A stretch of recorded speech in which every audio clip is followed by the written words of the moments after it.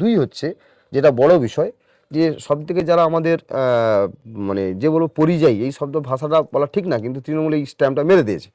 আমাদের দাসপুর বিধানসভায় বেশিরভাগই যুবক যারা পড়াশোনা করতে পারেনি, যারা পরিবারের চাপে, সংসারের চাপে, যারা আজকে কিন্তু কর্মসূত্রে বাইরে থাকে। মুম্বাই থেকে শুরু করে দিল্লি, গুজরাট, অন্ধ্রপ্রদেশ, চেন্নাই, আপনি বিভিন্ন যে কোনো রাজ্যে বেশিরভাগ একটা অংশ আছে যারা সোনার কাজের সঙ্গে যুক্ত, স্বর্ণ অলংকারের কারিগর হিসাবে কাজ করে। সোনাওয়ালারা মনে হয় বিজেপিকে ভোট দেয়।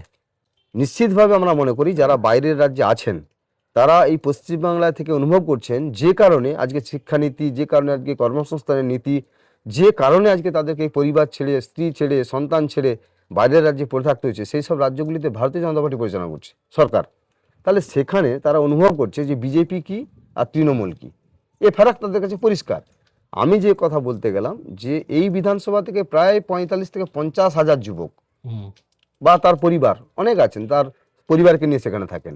এই অংশ আপনি হিসাব করে দেখুন, এই অংশ বিভিন্ন নির্বাচনে তারা ভোট দিতে আসতে পারে না, কর্মসূত্রে কাজে থাকার কারণে অনেক সমস্যা তৈরি হয়। এবারে আমরা দেখেছি, আমরা যোগাযোগও করেছি বা যোগাযোগ চলছে, বা তারাও পশ্চিমবাংলার প্রতি নজর রেখেছে, যে আজকে পশ্চিমবাংলায় বিজেপি যদি ক্ষমতা আসে তাহলে এমন হতে পারে যে দিল্লি, মুম্বাই, গুজরাটে গিয়ে আর পড়ে থাকতে হবে না। আমাদের পশ্চিমবাংলায় শিল্প হবে, কর্মসংস্থানের সম্ভাবনা তৈরি হবে, যেমনভাবে অন্যান্য রাজ্যে হচ্ছে। তাহলে আপনি এই অঙ্কটা করুন, যদি এই 50,000 যুব ভোটার যারা আছেন, তারা 26-এ আমি আবেদন করব যে সরকারকে পরিবর্তনের জন্য, দাসপুরে পরিবর্তনের জন্য তারা আসবেন। এবং এই ভোটটা আমি আপনাকে শেষ করি, এই ভোটটা ভাবুন, যদি 50,000 ভোট দেয় তাহলে 27,000 আর 50,000 ভোট পড়লে কোথায় যায়? এটা 1 নম্বর।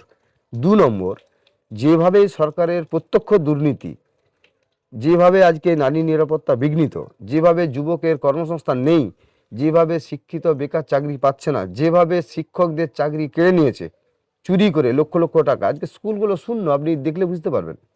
তো মানুষ বুঝে গেছে, সুতরাং এটা বিষয় নয়, এই নির্বাচনে মানুষ বিপুলভাবে বিজেপিকেই জিতিয়ে আনবেন এবং দাসপুর বিধানসভাও জিতবে। দেখুন